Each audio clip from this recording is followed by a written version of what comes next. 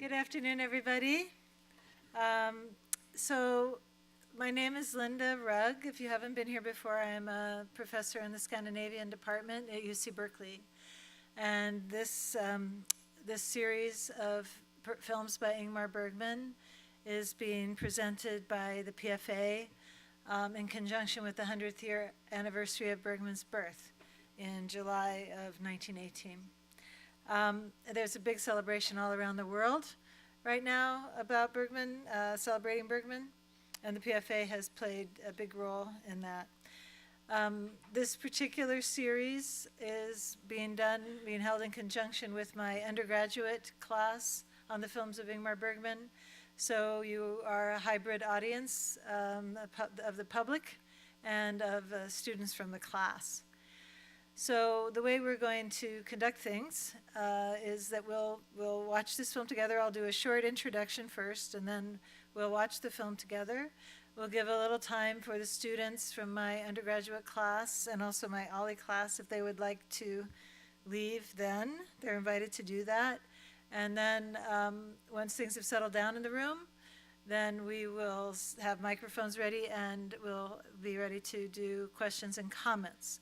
I'm going to ask you that you try to keep your comments relatively brief and allow everybody a chance to talk, because it's very tempting to get it really involved in these discussions after the films. Back in the day, people would go to the art cinema, and they would watch the Bergman film together, and then afterwards they would retire to the nearby cafe and smoke clove cigarettes and drink cappuccino, and then you have all the time in the world. But unfortunately, that's not the setting that we find ourselves in here. It's important when we have the question and answer period that you wait until you get the microphone, because not only so everybody can hear what you're saying, but because the question and answer session is recorded. That's just for your information also, so you know you don't say anything you don't want to have recorded. Okay, so this is going to be a challenging film today. I'm glad to see you're all here, and I hope that you're up to the challenge. The Silence, which is an accurate translation of the Swedish title, which is Tystnaden, The Silence. This film we're about to see, it unleashed international scandals when it was released in 1963. And in fact, the guy who was the distributor in Argentina was jailed for his distribution of the film in Argentina. There were all kinds of conflicts that arose in Sweden.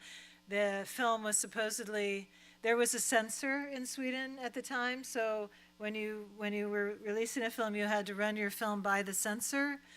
And Bergman supposedly waited until the censor was on vacation in the summer and then sent it to the substitute censor. This was what was later claimed by the censorship board. Bergman said, no, I just sent the film when it was ready. But the censorship board got into big trouble for releasing it uncut. Bergman was humorously accused of raising the birth rate in Sweden. I'm not exactly sure how that would work. Once you've seen the film, I'm not sure how that worked, but in any case, it was very controversial when it was released in 63. And the reviews and all of the uproar had to do with the film's very explicit sexual scenes. And I think that they were controversial not only because they're explicit, but these sex scenes are devoid of any kind of romantic love. And they sometimes depart rather radically from what we would call the heterosexual norm. So I think that was one of the reasons that it was controversial as well, because it was the wrong kind of sexuality also. From the beginning, Bergman's films had been associated in the United States with a sexual freedom that was rather shocking to American viewers at the time, because people here were used to a kind of censorship law that required married men and women to sleep in separate twin beds. You guys all remember Spencer Tracy and Katharine Hepburn, right? Full pajama, one foot on the floor during the love scene. Okay. And so American audiences in the 50s had gotten used to a very very puritanical representations of sexuality. And when Swedish films and other European films started to come in the market, then they got the reputation as being soft porn. And Bergman was one of these. And I can cite a famous example from early Bergman reception. Woody Allen remarks that he felt compelled to go see Bergman's Summer with Monica in 1953 because he had heard the young woman would take off her clothes and swim completely naked, quote unquote. So it was only later that Woody Allen would come to believe that Bergman was, this is a quote from Woody Allen, pound for pound, the best of all filmmakers. So Bergman's reputation as a director of soft pornographic films was a prelude to his reputation as a director of aesthetically powerful and difficult films. And The Silence has a distinction of being both more difficult and more sexually explicit than any of the films that we've seen so far.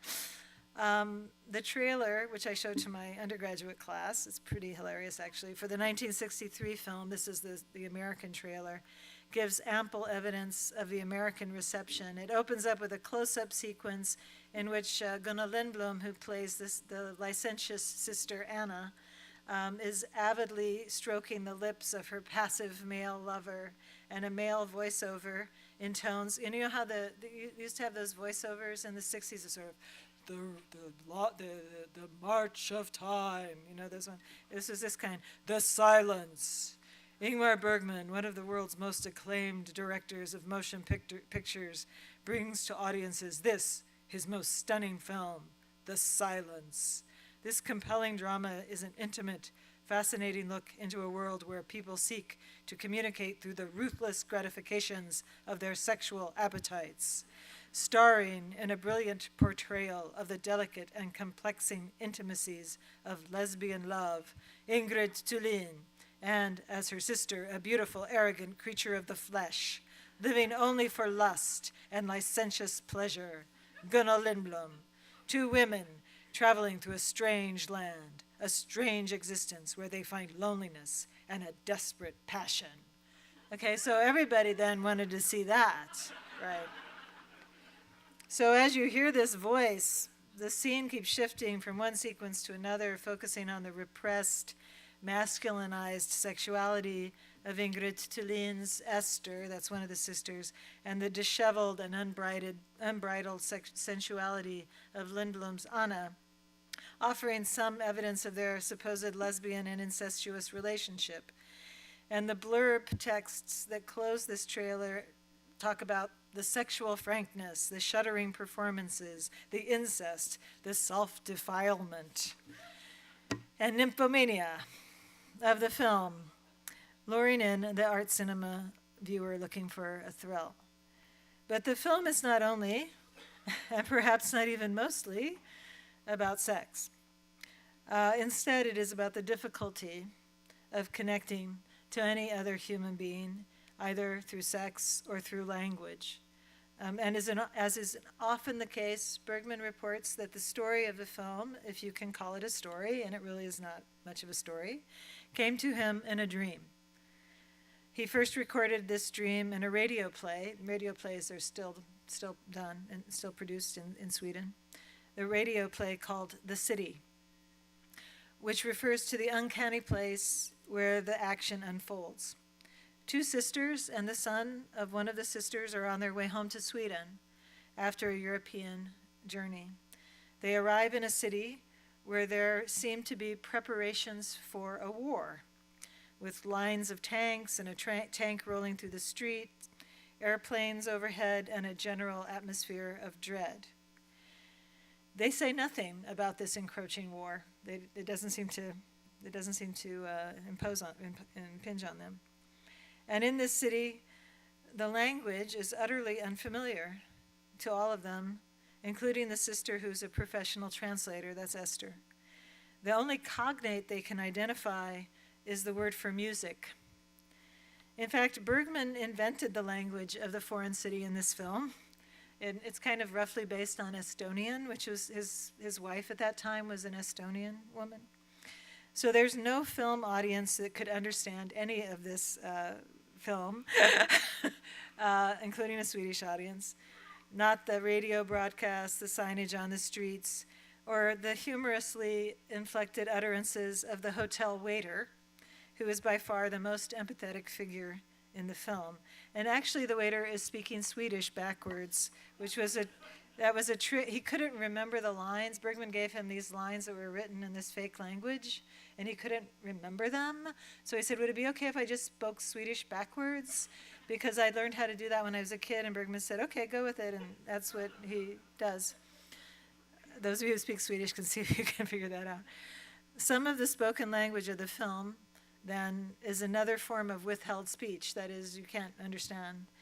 And it's sound, for the viewer, it's sound without sense, aside from the sense that can be derived from pantomime and images.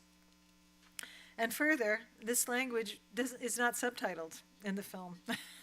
So you are just as bad off as the Swedish audience, okay? Nothing explains or can explain how the people in the film interact with each other. Ingrid Thulin, who played the frumpy schoolteacher in Winterlight, and Isaac Borg's daughter-in-law in Wild Strawberries, is the masculine, severe Sister Esther, who suffers from a chronic and deadly disease that looks like tuberculosis, but it might be something else. As Thulin continued her long and important career with Bergman, her roles become increasingly more masculinized, unglamorous, and unsympathetic. Her sister, Anna, is played by Gunnar Lindblom, as I mentioned. And once again, Gunnar Lindblom plays the sinful, sensual woman. In The Virgin Spring, she was the pregnant servant woman. Anna's son, Johan, the little boy, is left to wander the eerie corridors of the old hotel, where he encounters, inexplicably, a troupe of dwarves and an erotic painting. Throughout the film, there's a hint of illicit sexuality and gender fluidity circulate, giving the viewer the sense of a horror film. I mentioned last time that The Silence is the third film in what Bergman called his God trilogy, but it is not easy to see how this film relates to spirituality or religion. Instead, it seems to be a prelude to Persona, the next film Bergman produces, and which we're going to see next week. And this is another film in which silence plays a significant role in a fraught relationship between two women.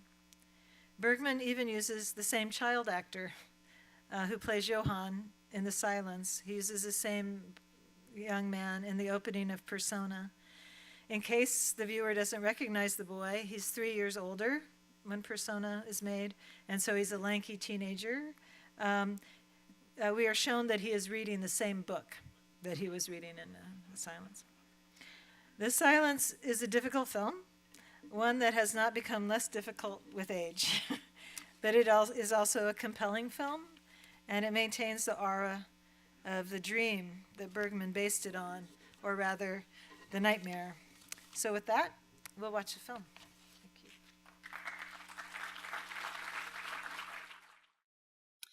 Okay, we have people with microphones, so if anyone is interested in asking a question or making a comment, I have a couple of people have their hands up. Someone there, yeah. Okay. Well, it's quite a movie. Three questions that interested in your interpretation. One, when she was walking the streets, it was all men. And then when she came to a restaurant or a bistro, there were women. Number one. Number two, the men in the white suits in the street who were at dark were doing something with a cart or something, couldn't understand that. And three, he had 3 stripes on his shoulder, looked like scarification. Didn't know what that was. The lover man. Yeah, she scratched him. Okay, so he had 3 questions. I don't know if everyone is able to hear. The first one has to do with the people on the street, right? And so one notices on the street, when she's walking on the street, that it seems to be a city that's entirely populated by men. When she comes into the cafe or the restaurant, there are women sitting in the cafe. And the way, there are a couple of ways to understand that.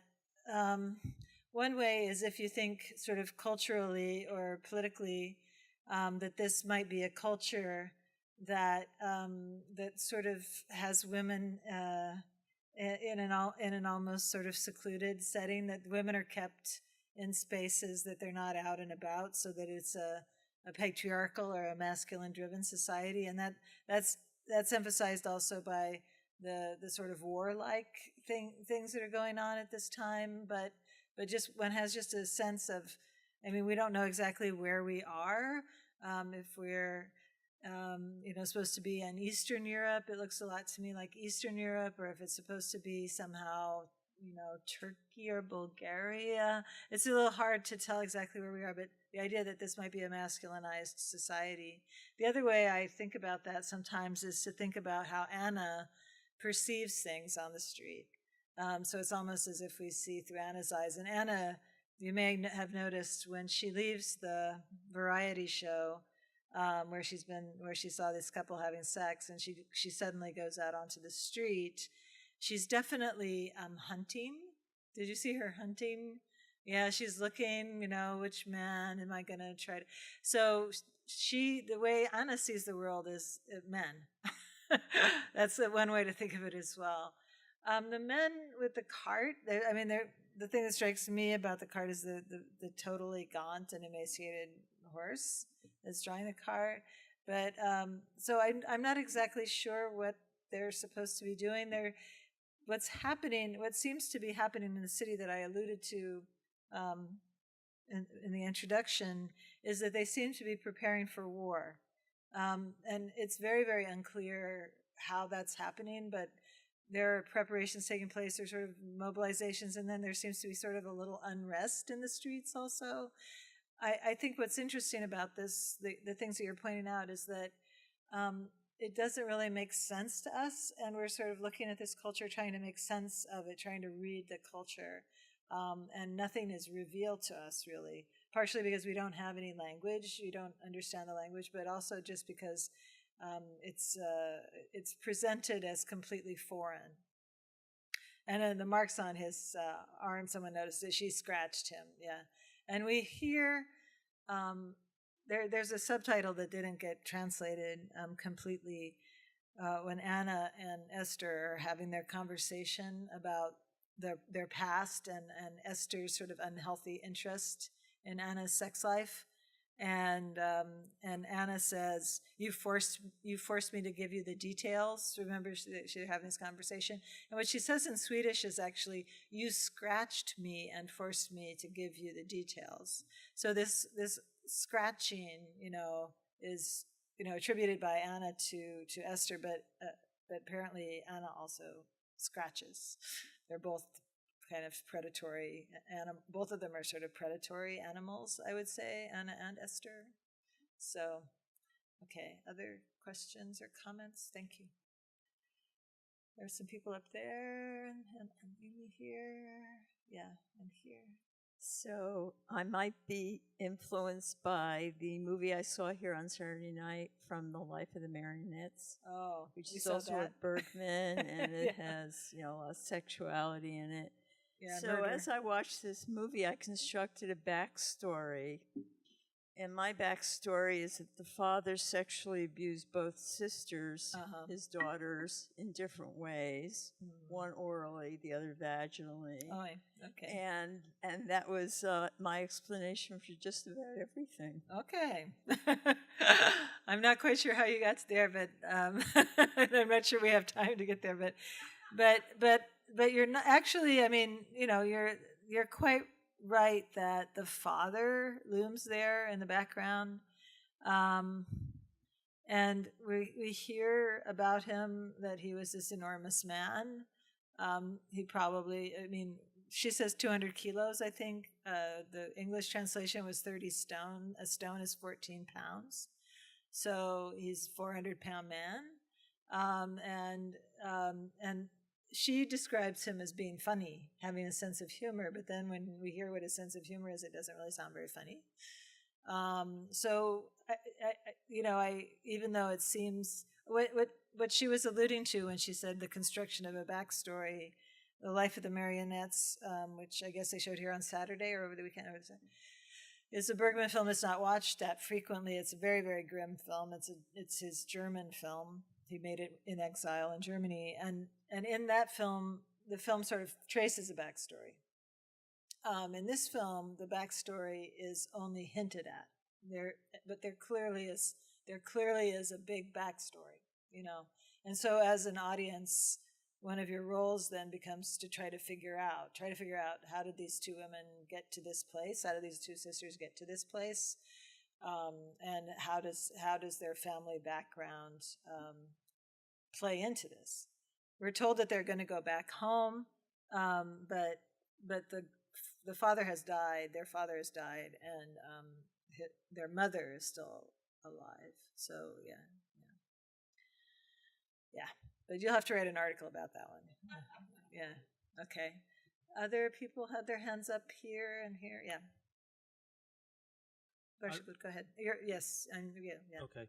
I read about the film that the two characters are the same woman or the same psyche.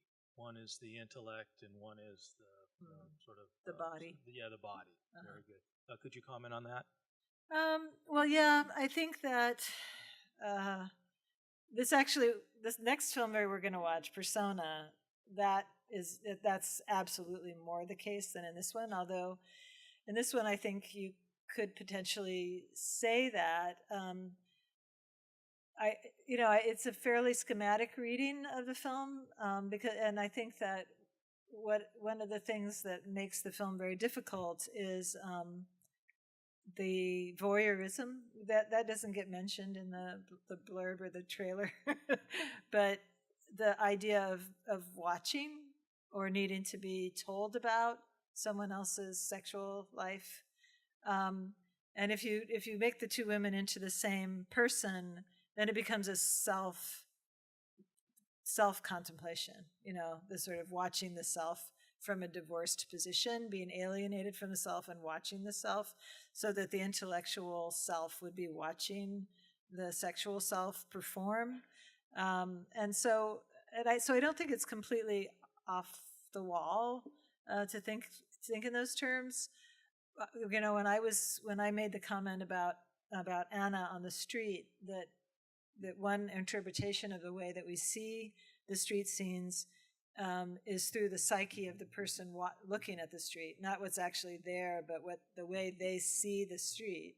If you see the way that Anna sees the street, it's full of men. It's full of potential sexual conquests, right?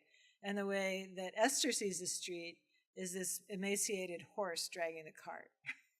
That's what she sees when she looks down on the street. And she also doesn't go down onto the street.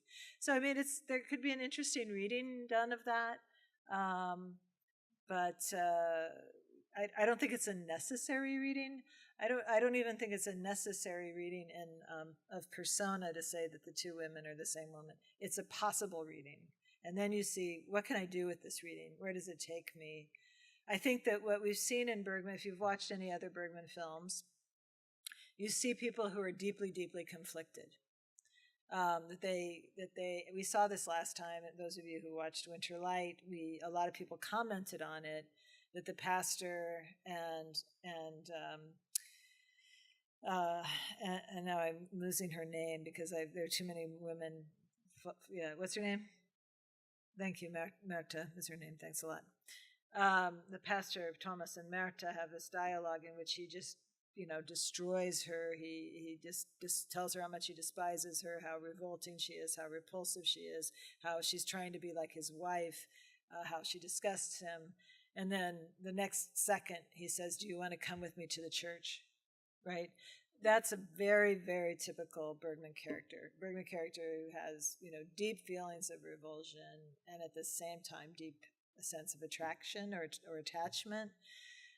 And so one could imagine a film scenario in which Bergman would say, okay, I'm going to take this deeply conflicted character, I'm going to make two characters out of that person, and I'm going to stage that conflict. So it's not an off-the-wall reading, no. I'd say you have to wait until you have a microphone to say anything, please.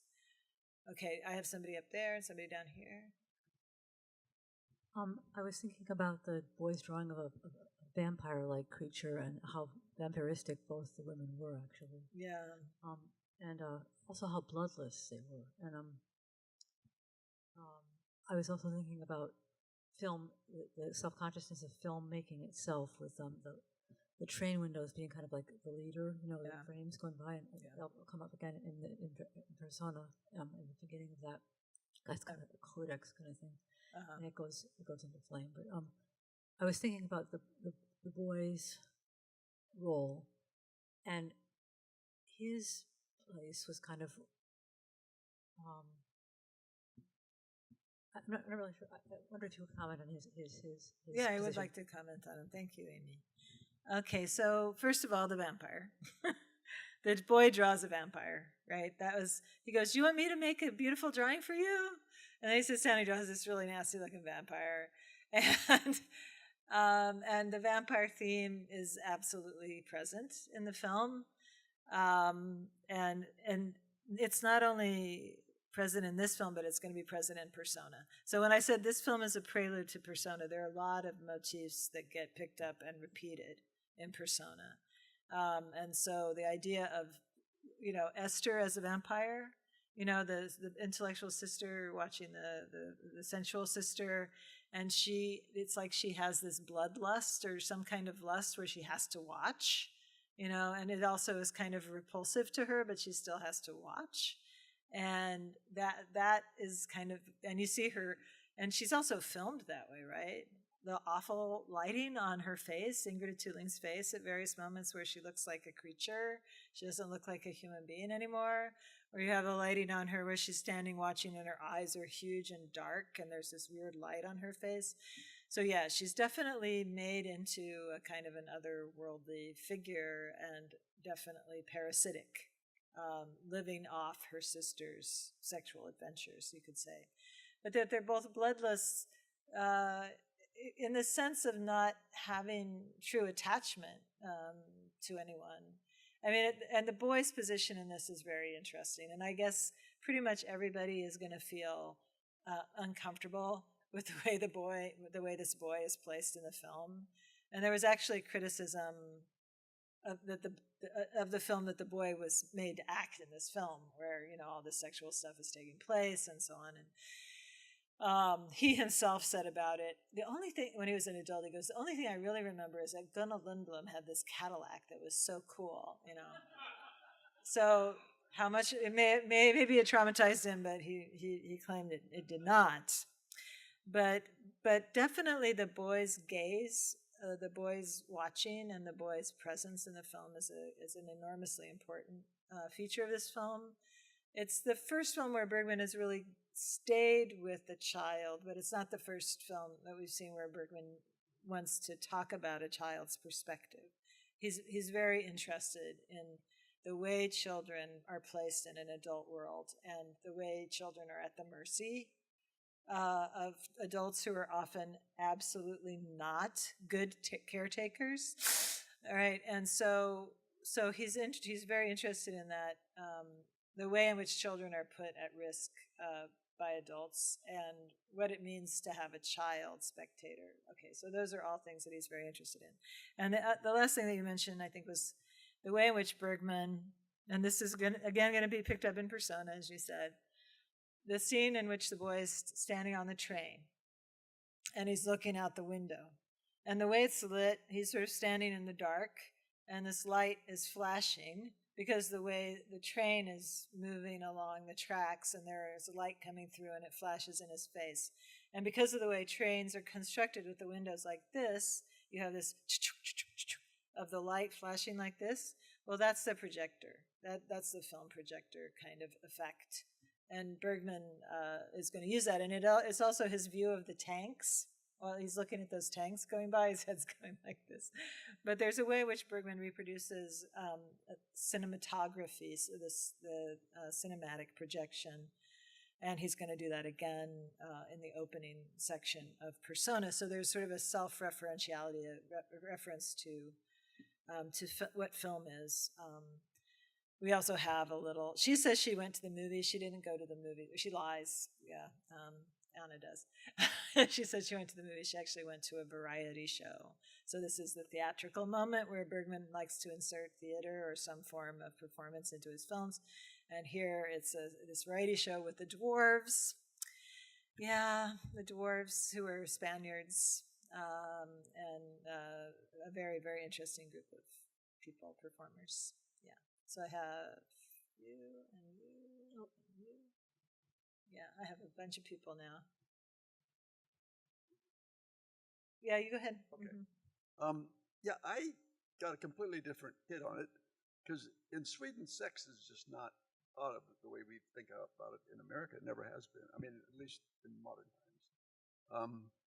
And I saw it as these two women have a much higher class people and this culture of just people sort of milling around that all had things they probably had to do, and like the servant, he was just so wonderfully helpful, and he was a great. I mean, it was amazing. He and the child, I think, really brought the movie together because these two women just suffered from such Yeah, whatever pain they and were ennui suffering from from. having no meaning in life. It was Right. something like out of Gide or something like that. Okay, so the way you're reading it is as a class story, a kind of that's in part how you're reading it, right? And definitely, there's a way in which these women who are clearly from an upper class background, they're traveling through Europe. This country is poorer probably than their country. There are these tiny hints of that. For example, when Anna goes to the cafe and she pays for her whatever it was she drank, and she gives the guy this bill, and it's clearly like an enormous amount of money because he has that waiterly moment where the waiter goes, "Oh my God, I have to, it's a whatever $100 bill or whatever," and so and she's just sort of like this, And so there definitely is a class issue here. Also, that the people on the street, you see the poverty, you see this, as I mentioned, the horse is in such terrible shape, and so there's no kind of connective tissue between these women up in their higher position from the hotel room and the people down on the street who belong to a world that is dirty, literally, and that they don't want to allow that world to touch them. Now, when she goes down and wants to have sex with people, that's sort of her way of immersing herself in this untouchable world, right? So, yeah, I have some people up here. I have some people down here. No one seemed upset about the war, that, Yeah, they I would know. see the war. And then I started thinking about how they were in their own personal war, Yeah. within their lives. The little boy just wasn't struck with any fear from that. Yeah, no, it's funny. For the little boy, I think, so she was talking about the war, and I think it is very striking, the lack of response. I mean, you're out, let's say, you're touring around Europe, and you come to this city, and there's a line of tanks outside the city, and then you get to the city, and there's like planes flying overhead, and there's, men in uniform on the train. I mean, there's all of these signs. The film was made it came out in 1963. And so it was in the Cold War. And like I said, to me, it seemed like we were in Eastern Europe. I mean, if any of you have ever traveled, in Poland or that hotel, that's that old style Central European, Eastern European, Central European. It's definitely not a Scandinavian edifice. That's not how Scandinavians decorate their hotels in 1963, right? So we are in this other world, and then the war going on. The boy notices it, but for him, it's a game, right? He hears the planes, and he's like, "I can make it my gun." He's a cap gun. For him, it's so distant from his world that he has. So this speaks also to your point. And potentially also to a point being made about Sweden, okay? that Sweden holds itself apart from conflict, was neutral during the Second World War, but also was not a member of NATO, was not, was a member of the United Nations. But the Swedes had not actively been engaged as combatants in a war since 1814, right? So this is other people have problems, and these people are strange and have problems, but it's not, it doesn't impinge on us. And like you said, the women are so self-involved that there could be a nuclear holocaust going on outside, and it really potentially would not impinge on what they're perceiving, right? So. One other question. Did it ever come out what was wrong with her? Was it emotional? Was it physical? Oh, Esther, you're asking about Esther's illness? No, I mean, there's no diagnosis of Esther's illness. I mean, she has, okay, so, yeah, it looks like TB, because she's coughing and she has, like, blood on the handkerchief. And tuberculosis is when Susan Sontag once wrote a book called Illness as Metaphor. It's a short little book by the American intellectual Susan Sontag.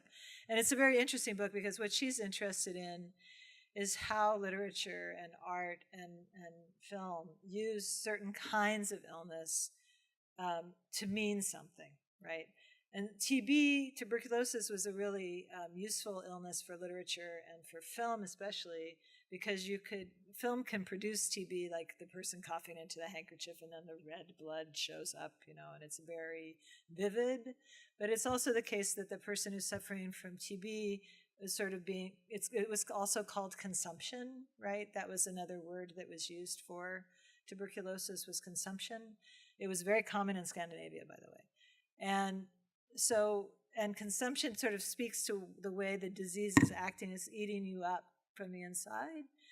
What Sontag says is that subsequently cancer gets substituted for tuberculosis in art and film as we go later into the 20th century, partially because because TB becomes less common and cancer becomes more common, but also because cancer plays a similar kind of metaphorical role to tuberculosis, that this sort of consumption from the inside, right? So even though there's never any diagnosis given, there's this sort of idea. And the other thing about it that's very scary, of course, is the attack that she has towards the end of the film, where she can't breathe. And that's when I don't want to die this way. This is frightening to me. I don't want to die like this. But the not being able to breathe also can be read metaphorically as her inability to connect with life. She's completely closed off from living. It's like she is entombed in her life, right? So that's part of what's being conveyed there. But it's kind of like a horror movie. I mean, the lighting there, and then also that sound. And that sound recurs in the film at different points. And it seems probably to be something like a warning siren, or, some kind of civil alert siren or something like that. It's, that's not identified specifically for us. Even the source of the sound is not identified specifically for us, but it has this warning function that then really heightens the sort of terror in the scene where she's experiencing this almost death experience. I have someone here, and I have someone up here. Which is the sound. It started off with that tick, tick, tick, tick, tick. Yeah, the watch, yeah. And it's not associated with the train, and I'm thinking, what's that supposed to be? And then later on in another thing, it's tick, tick, tick, tick, tick. And there were like 4 different times, and I thought to myself, is it her brain? Is it eventually, when I couldn't associate it with something in the room, I thought, is time running down? What's going on with the tick, tick, tick? Okay, the tick, tick, tick. The tick, tick, tick is a watch sound, and there is one scene in which it is associated with the watch, but you're right. It occurs. Okay, so I think I've maybe used this term once with you before. I talk about it with my students. So in film, we have diegetic sound and extra diegetic sound. And diegetic sound is when you see that it's being produced by something in the frame. So when you said, "What's that tick? Where's that tick, tick, tick coming from?" You're looking for a diegetic sound. You're looking for the watch or the clock that produce, or the train, or what it is. But then you realize, oh, that this sound must be extra diegetic. But usually extra diegetic sound is like symphonic music, right? Or, and so that's an unusual sound to impose on a soundtrack. When you said, well, maybe it's that time is running out. I mean, it's not the first time that Bergman sometimes creates, it's kind of like in the consciousness of the characters, the sound that exists inside their minds. So we have in Wild Strawberries, if you happen to see that one, the initial nightmare where Isaac is walking in the street and we hear his heartbeat then. His heart starts beating. This happens in Summer Interlude also. And that's like, okay, it's quasi-diegetic in the sense that we imagine that it is being produced by the person whose heart is beating like that and whom we see in the frame. But under ordinary circumstances, other people would not be able to hear that, right? And so what's being produced is potentially like when we ourselves feel our hearts beating so strongly that we feel like we can hear it, right?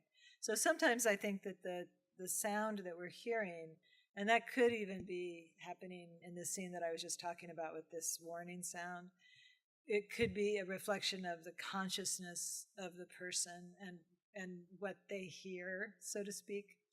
Yeah, but clocks are a big favorite of Bergman's, and I think probably Cries and Whispers is the place where you find the most ticking clocks. But he likes clocks a lot, especially old ones. Yeah, antique clocks. So I have some here. Go ahead. I think I probably won't repeat the same person. You can talk to me after. Okay. I was really struck by the character of the servant or waiter in this movie. Yes. And the fact that he's kind of a safety valve.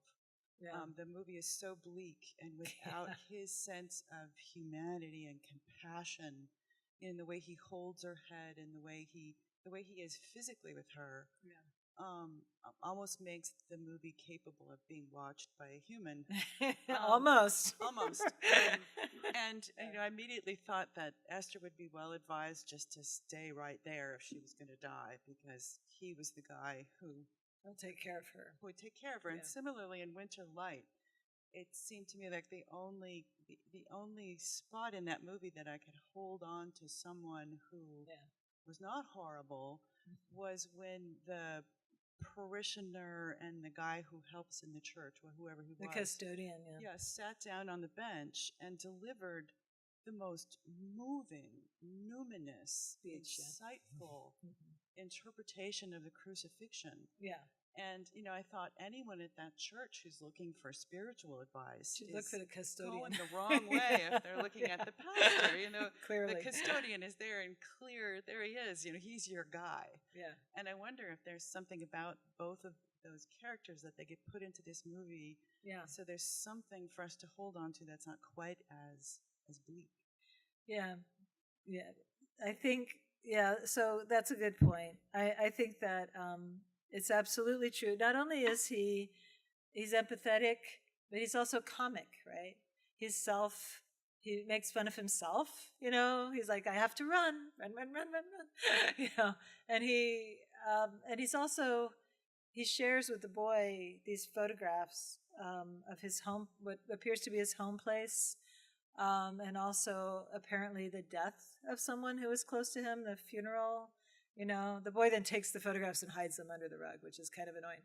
But you're quite right. Bergman sometimes has these figures. It's going to happen in some of the darkest films he makes. So Cries and Whispers has a figure like this, And I think what he says about the man in Winter Light that I mentioned last time, I think, he says he was an angel. And he's an angel because angels deliver messages from God. That's what their function is in Scripture. And so that's what the custodian does, in that speech. But I think that this waiter is also an angel figure, because he's watching. That's another function that angels have. They're guardians. They guard people. They watch people. So when this woman's family is leaving her to die in a foreign city where she can't speak to anyone, alone, okay, he's standing there on the threshold, watching them walk away, right?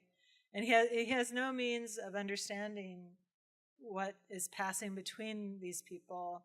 He can't understand their language, but he takes up the position then of sitting at the foot of the bed, right? So he leaves the room at the very end, but there's a sense that he's not going to leave her alone, right? I think that there's a way in which he is going to take care of her, is going to take care of Esther. So, and yeah. Pardon?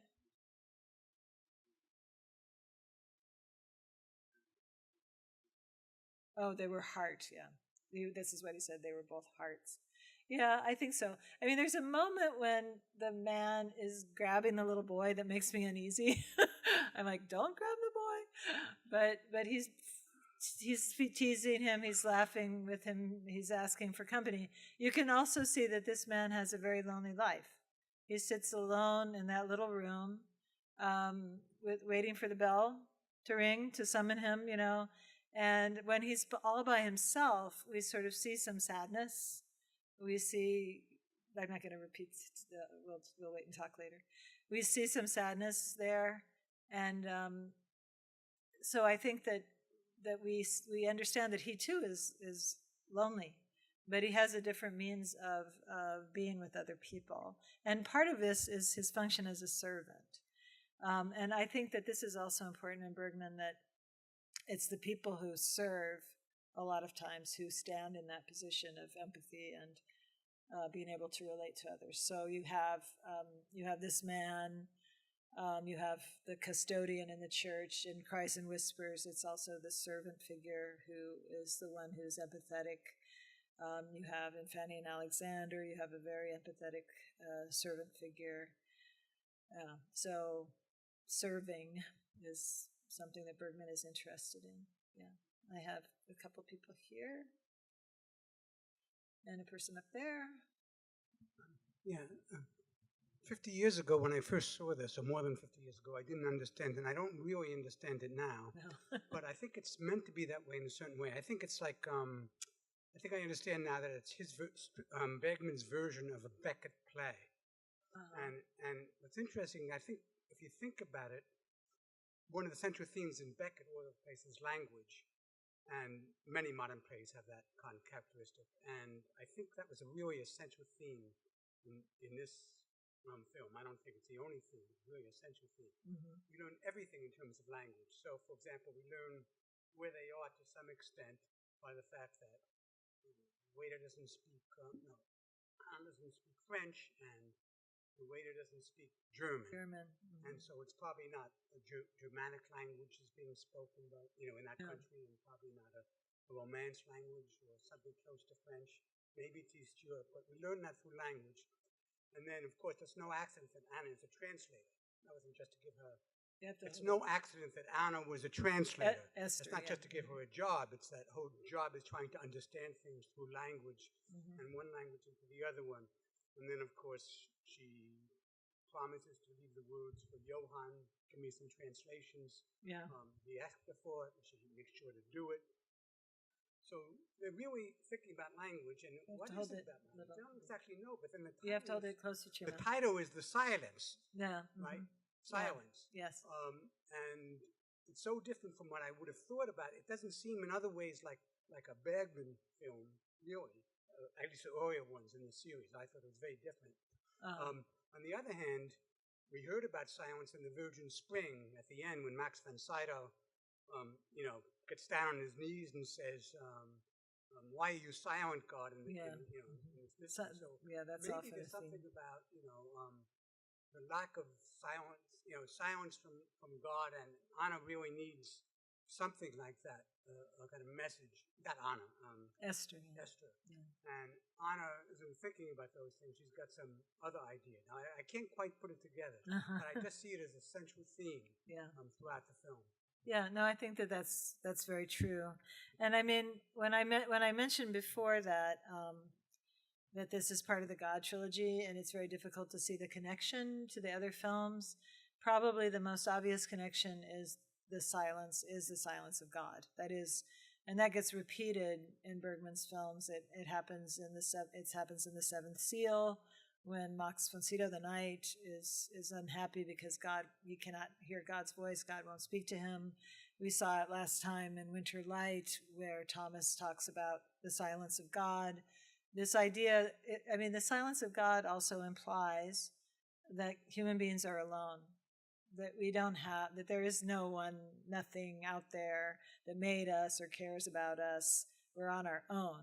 And so that's very existential, Beckett, modernist kind of idea as well. But the idea of language and the potential for communication, which Esther tries to embody, she tries to pass this also on to Johann, her nephew, with these words that she writes down for him. She says, I'm going to write you these words from this foreign language. And the words that she chooses, one of them is the word, remember she asked him about the word for hand? One of them is the word for hand, and the other one is the word for face. And for Bergman, these two parts of the body, the hand and the face, are extraordinarily important. And for him, these are communicative parts of the body, right? The hand for touching and the face for seeing and empathizing, seeing the other person. So that she passes those specific two words on to him in the hope that somehow she's going to bridge to him. She knows she's not going to be around, so she's trying to help him understand something. She's trying to translate not just the language for him, she's trying to translate the world for him, right? Hand and face, that's what you're going to focus on now. And the boy has the potential for empathy. He wants very much to be close to his mother. That's where his major attraction and his attachment lies. But it pains him to leave his aunt there. In fact, he throws himself on the floor when his mother wants him to leave, right? So we see that he has a capacity for feeling, and so Esther, his aunt, believes in him, and she tries to help him as he's leaving her. His mother really doesn't understand. His mother takes the letter, and she says, "Oh," I think she thinks that Esther's going to write something that will be meaningful to her, right? And she looks at it and she goes, "Oh, that was nice of her," snarkily. I have time for one more person, then we have to stop. I have somebody here, or there is a microphone someplace. Oh, you have the microphone already. Okay. While I was watching it, I kept feeling like I was wandering through these various unreconstructed psyches. And, in talking about the martial stuff that was going on, I felt like the boy was the only one who saw those things. Yeah. Mm-hmm. And so I didn't even think it was real. Oh, okay. I thought that was his fantasy. Psyche. Yeah. But that was what interested him. He had his gun. Yeah. He was spying on people. I just thought that was his. Oh, yeah. What he brought to it. Yeah. I brought up that point with Anna. Anna sees only men on the street. Esther sees the emaciated horse. And the boy sees tanks. And it's interesting to me, too, that he's not going to be living with either Anna or Esther. He's going to his grandmother's. Yeah. And you sort of have to hope that maybe she is actually capable of raising him. Yeah. It's actually, okay, so the person that he's going to stay with is his father's mother. That in Swedish, you differentiate between your grandparents. One of them is your father's mother, and the other one is your mother's mother. So you don't just say grandmother. You say father's mother or mother's mother. And when they're talking about where he's going to go, He says, you're going to go to farmor, you're going to go to your father's mother. And that means not even related to this dysfunctional and crazy family over here. It's the other family, which we can only hope is going to be a safer place. And I mean, they talk about it. It's this outdoor place. And she says they have horses. And he goes, I'm a little afraid of horses. Yeah. But then she says, but they also have rabbits, and so there's this hope that he might be moving to a place. And his parents are totally out of the picture. It's like, well, father may come and see you. He's a very busy man. This feeds into what you were saying earlier, that this is a class structure issue also, that, that a child would not be raised by his parents, but by servants or by other family members, right? Okay, so we should stop now, but thank you so much for the discussion, and I'll see you, I hope, in another time.